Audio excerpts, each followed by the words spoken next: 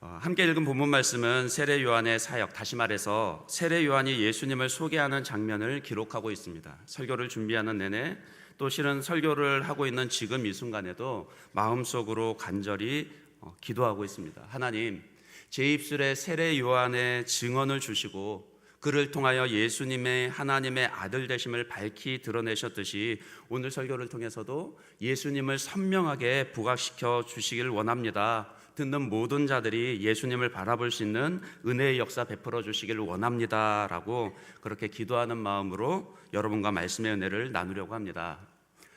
보라, 세상 죄를 지고 가는 하나님의 어린 양이로다. 세례 요한은 전날 자신에게 세례를 받으신 예수님께서 지나가는 것을 보면서 제자들에게 그분을 가리키며 외쳤습니다. 보라, 보라, 하나님의 어린 양을 보라. 보라, 세상의 죄를 짊어지고 가시는 예수를 보라. 본다라는 것은 단순히 육체적인 시력만을 의미하지는 않습니다.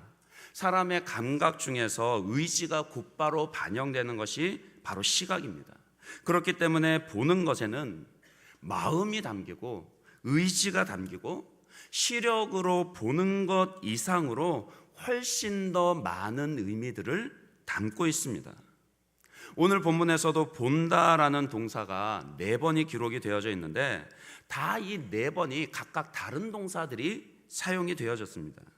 29절에서 2번이 나오는데 예수께서 자기에게 나아오심을 보고 그랬고, 또 그 뒤에 바로 이어서 또 보라, 세상 죄를 지고 가는 하나님의 어린 양이로다.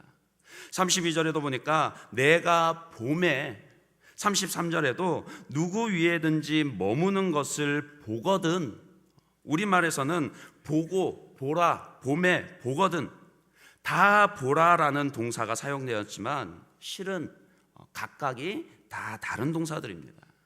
특히 29절에서 보라, 세상 죄를 지고 가는 하나님의 어린 양이로다 라고 이렇게 말할 때는 이 보라라는 단어는 희대라는 단어인데 그냥 보는 것이 아니라 감탄하며 주목하여서 보라라는 것을 의미합니다. 왜 철이 철인지라 요즘 사람들이 꽃구경 많이 가지 않습니까? 가서 이렇게 얘기합니다. 야, 저 꽃 좀 봐라. 너무 예쁘지 않냐? 그렇게 말하는 것처럼 예수님을 볼 때도 다른 곳으로 향하던 시선을 돌려서 감탄하며 주목하여 보라, 그런 뜻입니다. 그리고 32절에도 내가 봄에 할 때 이 세아오마이라는 단어도 가까이서 지켜보다라는 그런 뜻입니다. 예수님께 직접 세례를 베푼 사람이 바로 이 세례 요한이었습니다. 그는 예수님께서 세례를 받으시던 중에 하늘로부터 성령이 그 위에 임하여 머무는 것을 누구보다도 가장 가까이에서 지켜본 사람입니다. 그것처럼 예수님을 볼 때는 가까이에서 지켜보듯이 그분이 어떤 분이신지를 가까이 와서 지켜보고 깨달으라는 겁니다. 하지만 헬러 단어가 뭐 저마다 이런 뜻이다, 뭐 그런 것 아는 것보다 더 중요한 것은요, 예수님을 본다라는 것이 과연 무슨 뜻인가, 그것을 아는 것입니다.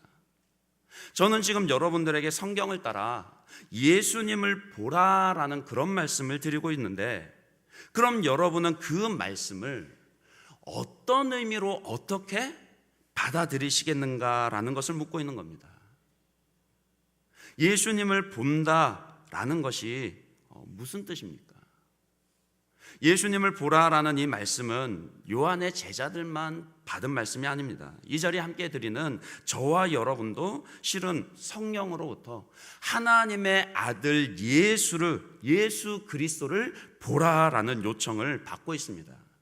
히브리서 12장 2절 말씀을 보면 이렇게 기록이 되어져 있습니다. 믿음의 주요 또 온전하게 하시는 이인 예수를 바라보자. 그는 그 앞에 있는 기쁨을 위하여 십자가를 참으사 부끄러움을 개의치 아니하시더니 하나님 보좌 우편에 앉으셨느니라.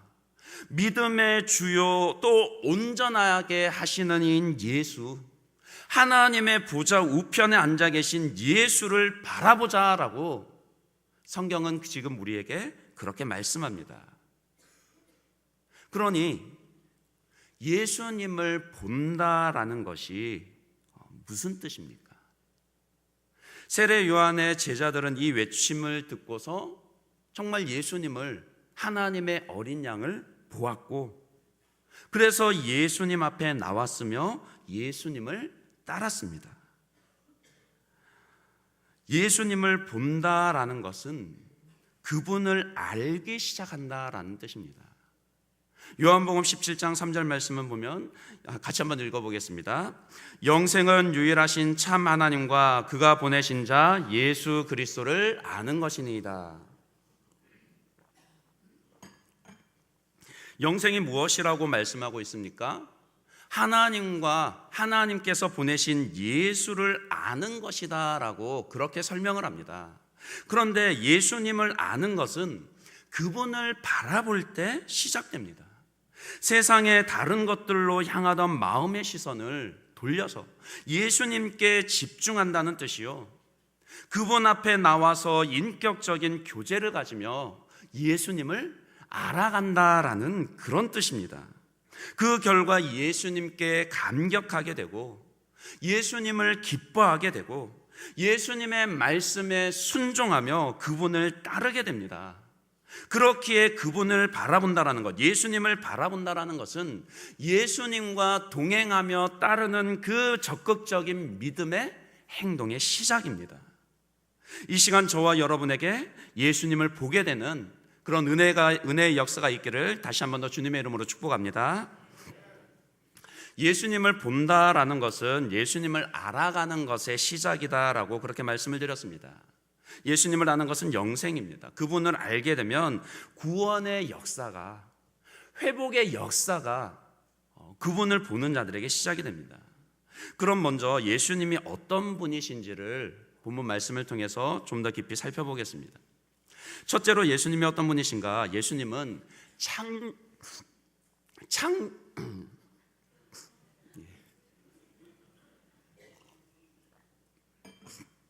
예수님은 창조의 중보자십니다. 30절 말씀을 보시면 요한은 이렇게 증언합니다.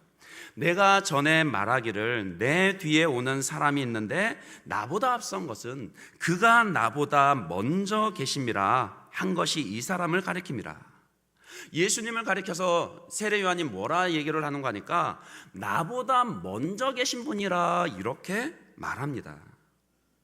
세례 요한의 어머니 엘리사벳과 예수님의 모친인 마리아는 친인척 관계입니다.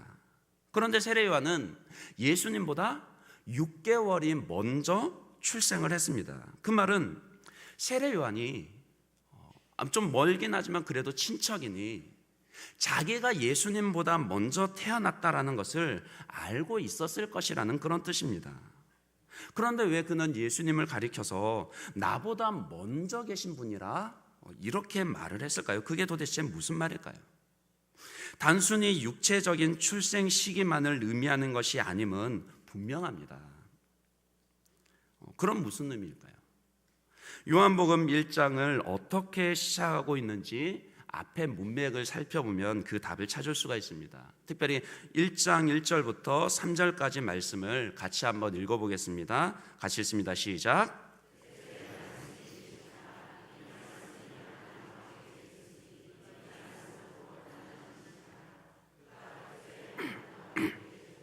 만물이 그로 말미암아 지은 바 되었으니 지은 것이 하나도 그가 없이는 된 것이 없느니라. 아멘. 요한이 말한 나보다 먼저 계신 분이라 이 말은 예수님께서 창조 때부터 하나님과 함께 계셨던 바로 그 말씀, 창조의 중보자이시다라는 그런 뜻입니다. 다른 복음서와 마태, 마가, 누가 복음서와 비교해서 이 사도 요한은 독특하게 복음의 시작을 태초부터 계신 말씀에서 설명을 시작합니다. 이 진리를 적용하면 가장 먼저 깨달을 수 있는 것이 하나님이 나보다 먼저, 예수님이 나보다 먼저 계셨다. 그 말은 예수님이 나를 아신다라는 것입니다. 그리고 그것이 1장에 우리가 읽었던 29절에서 34절 이후에 곧이어서 제자들을 부르시는 장면, 그 중에서도 특별히 나다나엘을 부르시는 장면에서 곧바로 확인이 됩니다. 요한복음 1장 47절 48절을 보시면 예수님께서 나다나엘을 만나시면서 이렇게 말씀하십니다. 예수께서 나다나엘이 자기에게 오는 것을 보시고 그를 가리켜 이르시되 보라, 이는 참으로 이스라엘 사람이라 그 속에 간사한 것이 없도다. 나다나엘이 이르되 어떻게 나를 아시나이까? 예수께서 대답하여 이르시되 빌립이 너를 부르기 전에 내가 무화과 나무 아래에 있을 때에 보았노라. 나다나엘, 다른 복음서에서는 이 바돌로메, 그렇게 이름이 기록되어져 있습니다. 그런데 바돌로메는 돌로메의 아들이다라는 그런 뜻이고, 그의 이름은 나다나엘이다. 신학자들은 이렇게 보고 있습니다. 그런데 먼저 예수님을 만난 빌립이 이 나다나엘을 설득해서 그를 예수님께로 인도해 갔을 때 대뜸 그를 보시면서 예수님께서 무엇이라고 말씀하시는가? 이는 참으로 이스라엘 사람이라 그 속에 간사한 것이 없도다. 그 속에 간사한 것이 없도다. 실은 이 말씀은 아무나 할 수 있는 말이 아닙니다. 나다나엘의 속을, 그의 마음을 아시는 분만이 할 수 있는 말씀입니다. 예수님이 나다나엘의 마음을 아셨다라는 것이죠. 어떻게요? 예수님께서 창조의 중보자로서 나다나엘보다 먼저 계셨던 분이시기 때문입니다. 48절에서 이르신 말씀, 예수님께 나오기 전에 나다나엘을 무화과 나무 아래 있는 것을 보았다라는 그 말씀도 그가 무화과 나무 아래서 기도하며 하나님과 교제하고 있을 때 보았다라고 그렇게 해석을 하고는 합니다. 그 말은 예수님이 누구시라는 겁니다. 창조 때부터 계시던 하나님이시라는 겁니다. 그런데 예수님은 나다나엘만 아시는 것이 아니라 저와 여러분 모두를, 우리 각 사람을 개별적으로 아십니다. 혹 우리 가운데 내 인생이 지금 아무런 의미가 없는 것 같다, 그렇게 느끼시는 분 있을런지 몰라도, 내가 없어도 세상은 여전히 그대로 돌아가고 아무런 일도 없었던 것처럼 그렇게 지나갈 것 같다, 그렇게 생각하시는 분이 계실런지 모르겠지만, 성경이 지금 우리에게 말씀하시고 있는 바는 무엇입니까? 세상이 우리를 기억하지 못한다 할지라도 나를 아시는 분이 계시다라는 겁니다. 나보다 먼저 계셨던 그 주님이 계셔서 나를 알고 계신다라고 그렇게 말씀하고 계십니다. 여러분의 인생이 허무하게 느껴지실 때, 특별히 저희 아버지를 보니까 퇴직을 하시고 그 처음 1년, 2년을 무척이나 힘들어 하시더라고요. 어제까지 출근하시던 분이 당장 아침에 눈을 떴는데 무엇을 해야 할지 모르시고는 처음에는 굉장히 힘들어 하시면서 인생이 허무하다라는 것, 실은 저럴 때 느낄 수 있겠다 싶더라고요. 평생을 남편 뒷바라지, 자녀 뒷바라지에 정신없이 보냈는데 문득 여유가 생기고 이제 나를 돌아볼 수 있게 되니까 내 청춘은 다 지나가 버리고 내게 남은 것 아무것도 없는 것처럼 느껴지며 허무하다, 그렇게 말하게 될 때 무엇입니까? 창조의 중보자이신 예수님을 바라보셔야 됩니다. 나보다 먼저 계신 이신 예수님을 바라보십시오. 주님이 나를 아십니다. 주님이 내 모든 형편, 내 속마음까지, 내 모든 생각과 내 마음, 나라는 존재 자체를 알아주십니다. 세상은 자꾸 인생의 의미를 찾기 위해서 당신에게, 너 자신에게 집중하라라고 그렇게 이야기하지만, 인생의 의미는 나에게 집중한다고 해서 뚜렷이 나타나는 것이 아닙니다. 어떤 의미에서 보면 나를 찾으려고 들면 들수록 실은 그 의미가 희미해지게 됩니다. 헤매게 되죠.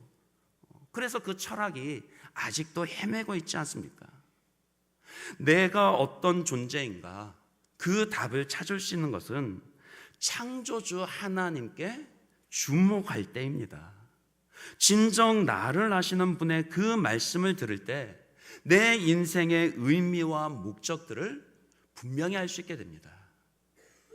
나보다 먼저 계시니 창조의 중보자이신 예수님을 바라보시는 여러분들 되시길 바랍니다.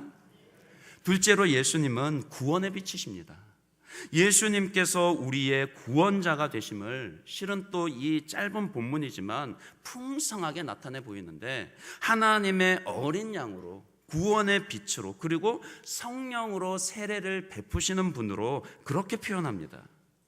당장 읽었던 29절 말씀에 보시면 예수님을 가리켜서 세상 죄를 지고 가는 하나님의 어린 양이라 이렇게 표현하는 것은 구약의 제사 제도를 염두에 두고 하시는 말씀입니다.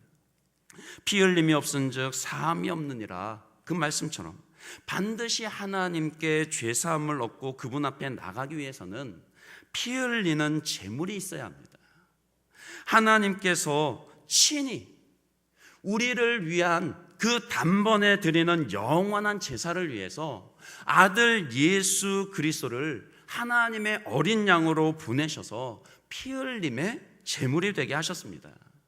특별히 이 어린 양이라는 표현은 이사야 53장 7절 말씀에서 그 이미지가, 그 모티브가 나오는데 같이 한번 읽어보겠습니다. 53장 7절 말씀 시작.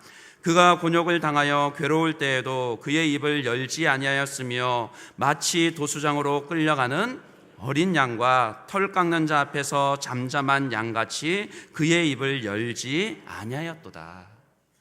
지금 우리가 당하는 그 모든 죄짐의 무게들, 그 죄로 인한 고통과 근심과 염려들을 주께서 친히 하나님의 어린 양이 되어서 짊어지시고 나가셨다라는 겁니다. 그리고 예수님께서 우리의 구원자 되심이 빛으로 표현됩니다. 요한복음 1장 9절 말씀, 실은 그 앞에 구절들도 많이 있지만 1절 9절 말씀 보시면 무엇이라고 얘기합니까? 이것도 같이 읽어보겠습니다. 참빛 곧 세상에 와서 각 사람에게 비추는 빛이 있었나니. 아멘. 읽진 않았지만 1장 앞에 전반부에서 말씀하는 내용이 무엇이었습니까? 우리는 원래 하나님을 알지 못하는 자들이었고, 그것을 다르게 표현하면 못 보는 자들이었고, 진리를 모르며 심지어는 구원의 필요성조차도 모르는 자들이었다. 우리는 주님이 오셔서 그 빛을 비추심에도 불구하고 깨닫지 못하는 자들이었다. 그리 얘기하고 있습니다. 그러나 하나님의 은혜의 역사가 나타나서 그런 우리들로 하여금 예수께서 빛으로 오셨음을, 예수께서 구원의 빛으로 오셔서 우리로 하여금 깨닫게 하셨음을 알아보게 하셨다라는 겁니다. 우리는 흔히 요한복음 1장 말씀 가운데서 1장 12절 말씀을 잘 외우죠. 영접하는 자 곧 그 이름을 믿는 자들에게는 하나님의 자녀가 되는 권세를 주셨다 그랬는데, 실은 13절 말씀을 함께 외우셔야 됩니다. 누가 예수님을 영접할 수 있습니까? 누가 구원의 빛으로 오신 예수님을 깨달을 수 있습니까? 육으로 혈통으로 난 자들이 아니라 하나님으로부터 난 자들이, 하나님의 그 은혜의 역사들이 경험한 자들이, 그런 사람들이 예수님께서 구원의 빛으로 오셨음을 깨닫게 된다는 겁니다. 잘 느껴지지 않으십니까? 그러면 바로 세상에 나가서 믿지 않는 자들에게 전도해 보십시오. 우리가 죄인 된 것과 예수님만이 유일한 구원자가 되신 것을 증거해 보십시오. 세상에서 가장 어려운 일이 무엇인지 아십니까? 맹인에게 빛을 설명하는 겁니다. 빛을 보지 못하는 자들에게 빛을 설명하는 겁니다. 만약 여러분들에게 그 사명이 주어진다면 어떻게 설명을 하시겠습니까? 어떤 빛깔로 설명을 하시겠습니까? 그 말씀은 그 빛을 보게 하신 하나님의 은혜가 얼마나 감격스러운 것인가라는 겁니다. 내가 전도를 할 수 있다 없다를 떠나서 나 역시 저들과 전혀 다를 바 없는 자였는데 주께서 나로 하여금 그 구원의 빛을 깨닫게 해주신 그 은혜가, 그 놀라우신 은혜의 역사가 내게 이미 이루어졌다는 것이 얼마나 감격스러운 것인가, 그런 의미라는 겁니다. 예수님께서 참된 구원자이심은 또한 성령으로 세례를 베푸신 이라 그렇게 묘사를 합니다. 세례 요한은 물로 세례를 주는 자였지만 그보다 뒤에 오시는 예수님께서는 성령으로 세례를 베푸신다라고 그리 말씀을 합니다. 주께서 성령으로 세례를 베푸신다라는 말이 무슨 말씀입니까? 이사야 61장 1절을 보시면 예수님에 대해서, 메시아에 대해서 이렇게 예언을 합니다. 주 여호와의 영이 내게 내리셨으니 이는 여호와께서 내게 기름을 부으사 가난한 자에게 아름다운 소식을 전하게 하려 함이라. 나를 보내사 마음이 상한 자를 고치며 포로된 자에게 자유를, 갇힌 자에게 노임을 선포하게 하신다. 성령께서 오셔서, 주께서 우리에게 성령으로 세례를 베푸심을 통하여서 가난한 우리들에게 아름다운 소식이 전하여져서 그 구원의 빛을 깨닫게 하시고 더 이상 우리가 우리의 죄짐으로 인하여서 고통당하지 않아도 됨을, 더 이상 우리가 그 죄의 삭스로 인하여서 두려워하지 않아도 됨을, 그 구원의 소식을, 그 자유를 우리에게 선포하며 새로운 사람으로 거듭나게 하신다, 그런 말씀입니다. 때로 우리가 어려움을 당하면 무엇을 돌아볼 여유마저 잃어버리고는 하죠. 믿음이 없는 것은 아니지만 실은 내 삶의 그 일상에 몰두하다 보면 구원의 빛이신 예수님을 바라볼 여유마저 없어진 것처럼 그렇게 느끼기도 합니다. 그러면은 실은 어느샌가 내 마음속에 그 구원으로 인한 감격조차도 잃어버리죠.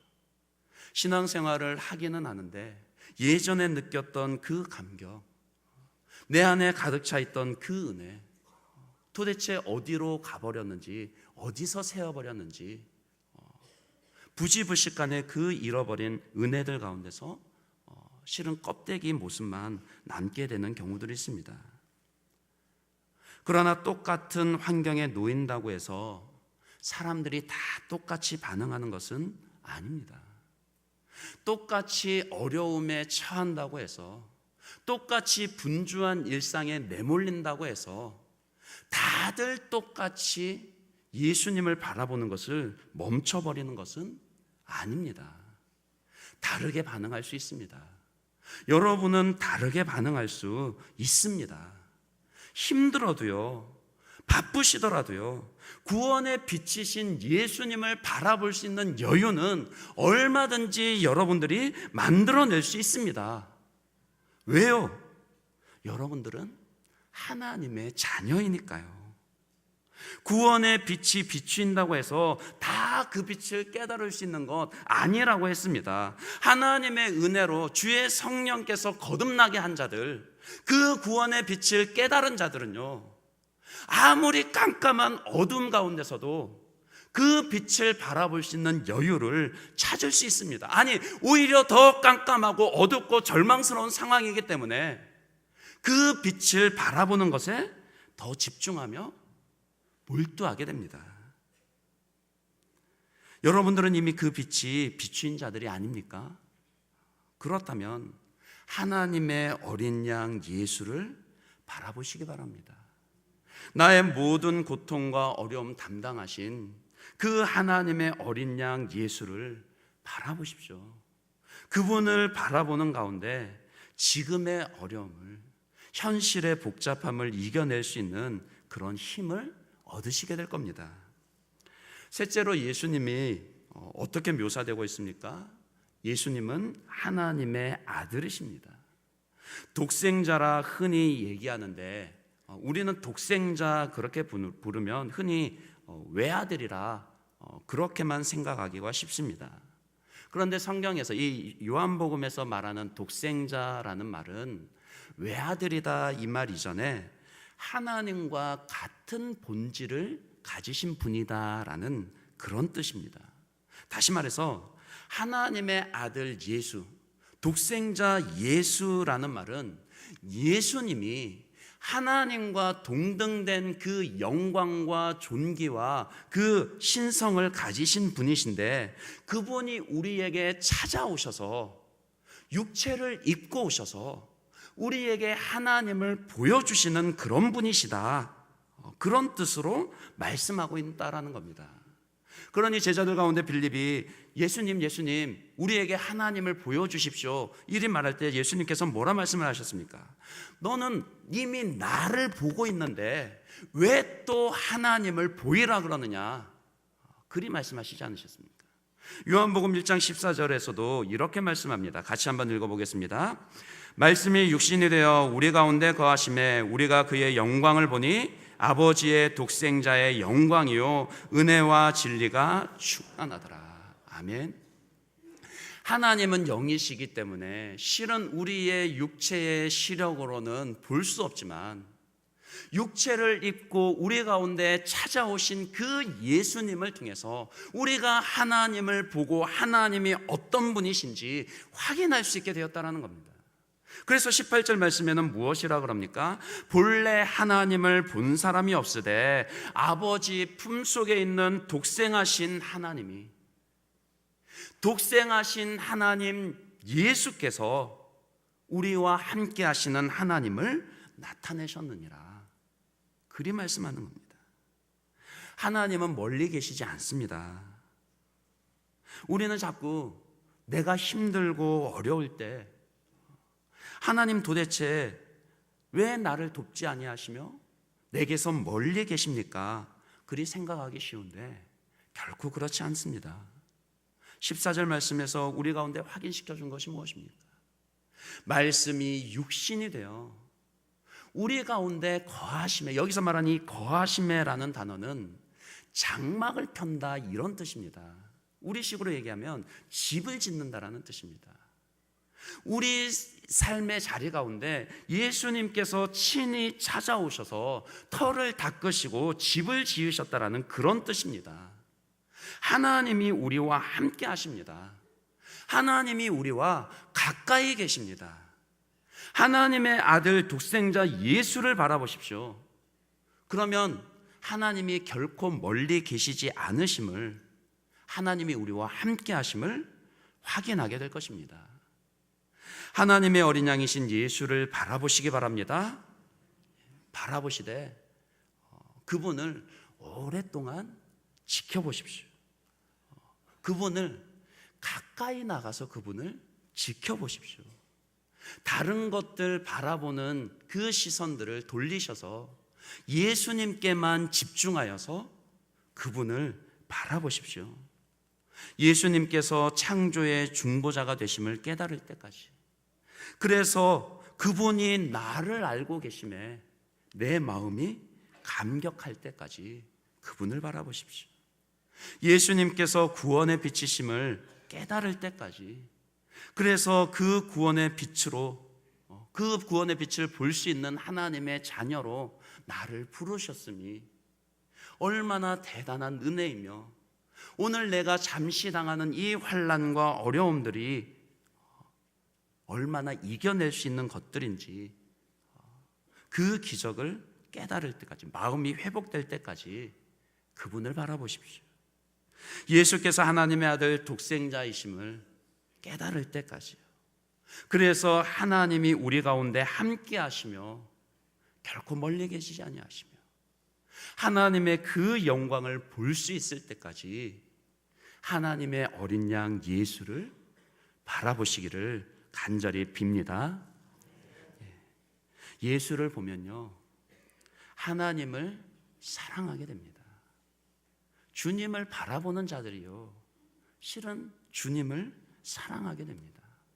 그리고 주님을 사랑하게 될 뿐만이 아니라 주님 때문에 사랑하게 됩니다. 무슨 말이냐면, 나에게 그 구원의 빛으로 하나님의 어린 양으로 독생하신 그 예수로 찾아와 주신 그 주님을 바라보며 하나님을 사랑하게 되면은요, 그 사랑이신 하나님의 사랑으로서 다른 이들을 바라볼 때도 사랑으로 바라보게 된다는 겁니다.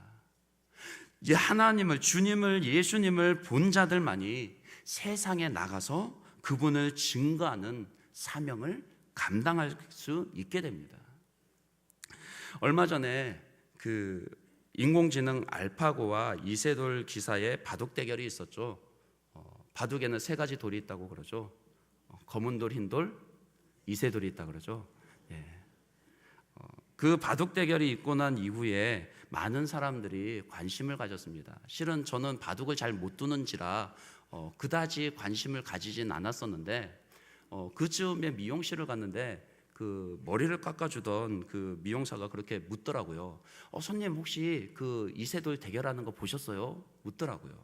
아니요, 저는 그 바둑을 잘 못 둬서 그렇게 관심 있게 안 봤습니다. 그랬더니 그분이 하는 얘기가 자기도 그 바둑을 잘 모르기 때문에 바둑은 잘 모르는데 근데 관심 있게 보더라는 겁니다. 4대1로 결과적으로 졌는데 참 사람이 만든 것에 진다라는 게 일단은 기분이 나쁘다라는 겁니다. 그렇지 않습니까? 그러면서 사람들이 막연하게 두려움을 갖습니다.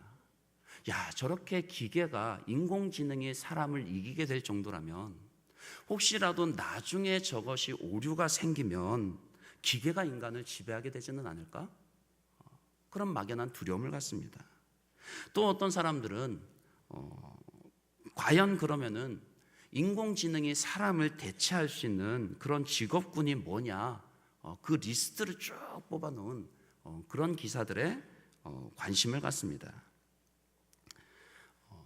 그러나 제가 생각하기에는 앞으로 점점 이런 시대가 된다라면은 인간이 어떤 존재인가라는 보다 근원적인 질문들을 자꾸 묻게 될 겁니다. 우리를 향하여서 인간이 어떤 존재입니까? 인생이 무엇입니까? 라는 질문들을 묻게 될 겁니다. 그러나 하나님이 없이는 인생이 무엇인지 알 수 없습니다. 앞서 말씀드린 것처럼 창조주이신 하나님을 먼저 바라보지 않으면 인간 스스로를 바라본다라고 해서 내가 누구인지 알아지는 것이 아닙니다. 이미 수천 년을 철학이 그 질문을 가지고 답을 찾았지만 아직도 답을 찾지 못하고 있지 않습니까? 하나님의 어린 양 예수를 바라보아야 합니다. 그분을 바라보아 그 마음에 사랑과 감격이 있는 사람만이 그 질문에, 세상의 질문에 답을 줄 수 있을 것이요, 세상에 나가서 하나님을, 어린 양을 증거할 수 있게 될 겁니다. 요한복음 21장을 보시면, 마지막 장에 보시면 부활하신 예수님께서 베드로를 찾아오셔서 그에게 사명을 회복시켜 주실 때 무엇을 물으시고 확인하셨습니까? 다른 건 묻지 않으셨습니다. 네가 나를 사랑하느냐? 너 정말 나를 사랑하느냐? 그런데 누가 주님을 사랑하게 됩니까? 주님을 바라보는 자들입니다.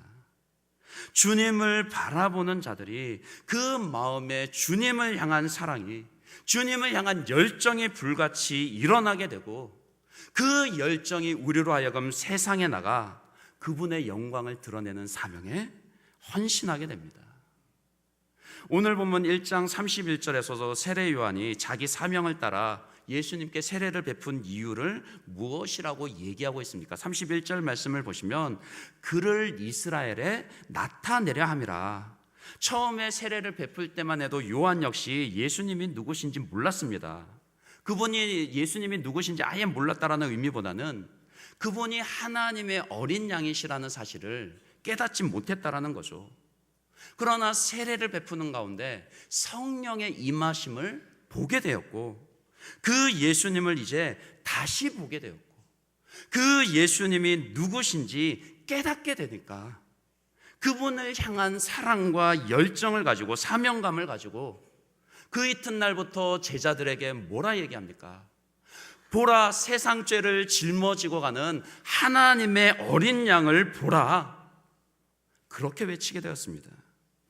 그 결과로 세례 요한의 제자들이 자기를 떠나가게 되었고 자기를 떠나 예수님께 가게 되었지만 그것 때문에 원망하는 것이 아니라 오히려 그는 기뻐하며 나는 신랑 친구의 기쁨을 가졌노라. 그것으로 충만하다며 그는 흥하여야 하겠고 나는 쇠하여야 하리라.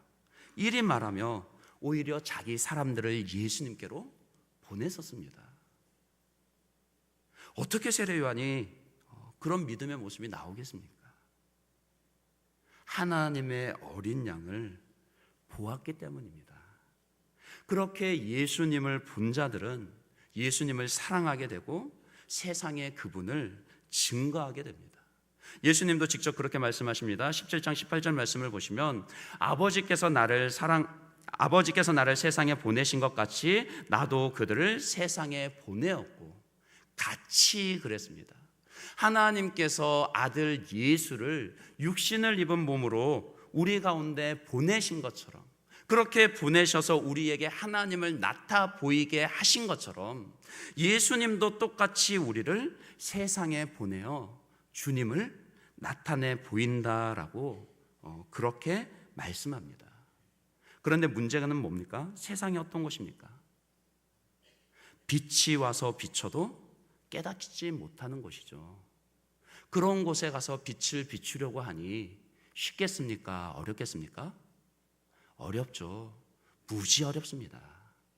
그것 때문에 실은 증거하다가 상처를 받고 내 안에 있던 빛을 잃어버리기도 하고 그것 때문에 절망하기도 합니다. 특별히 이 자리 2부 예배는 중고등부 교사들이 많은데 중고등부 아이들에게 신앙을 가르친다라는 건 더 그렇죠.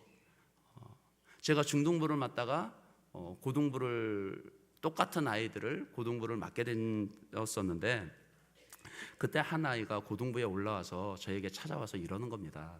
목사님, 그때는 저희 때문에 속 많이 썩으셨죠? 지들 입으로도 그렇게 얘기하는 겁니다. 알겠나? 알겠드나? 그렇게 묻기는 했는데 그 아이가 그 말 할 수 있게 될 때까지 수년이 걸렸습니다. 말씀을 가르친다고, 복음을 전한다고 그 아이들을 붙잡고 기도하고 함께 뒹굴었는데 단번에 되는 것이 아니라 수년의 그 시간들이 걸렸습니다. 그 과정 가운데는 어떻습니까? 인내해야 되죠. 속이 상해야 되죠. 왜 깨닫지 못하는지, 왜 알아듣지 못하는지 고민하고 또 고민하게 되죠. 그럴 때 여러분들은 어떻게 하시겠습니까? 분명 지금도 주님께서는 우리로 하여금 세상에 나가서 주님을 증거하라고, 우리가 먼저 바라본 그 하나님의 어린 양 예수를 증거하라 보내시는데 세상에 나가 그 찢기고 아픈 마음들 어찌하시겠습니까? 그 답 역시 실은 예수님을 바라보는 것입니다. 세상에서 증인의 삶을 살다가 탈진했을 때, 억울하고 답답한 일을 당할 때, 힘이 없다라고 느껴질 때 다시 은혜의 보좌 앞으로 나가서 하나님의 어린 양을 바라보셔야 됩니다. 내 안에 은혜가 없다라고 그렇게 영적인 무기력감과 실증에 빠져들 때 하나님의 어린 양을 바라보십시오. 하나님의 어린 양을 보는 것과 세상에 나가서 그분을 증거하는 것은 반복되어져야 됩니다. 어린 양을 보아서 내 마음에 사랑과 열정이 일어나면 그것 가지고 세상에 나가 그분을 증거해야 되고, 또 증거하다 지치고 탈진하면 다시 주님 앞으로 와서 주님을 바라보는 것에 집중하셔야 합니다. 말씀을 맺겠습니다. 사람이 싫어지면 가장 먼저 나타나는 태도가 눈을 마주치지 않는 것입니다. 영적으로 지금 여러분은 어떻습니까? 예수님을 바라보고 계십니까? 예수님과 눈을 마주치고 계십니까? 가만히 그분을 지켜보십시오. 봄의 아름다운 꽃들을 바라보면서 세상의 아름다움을 다시금 깨닫게 되죠.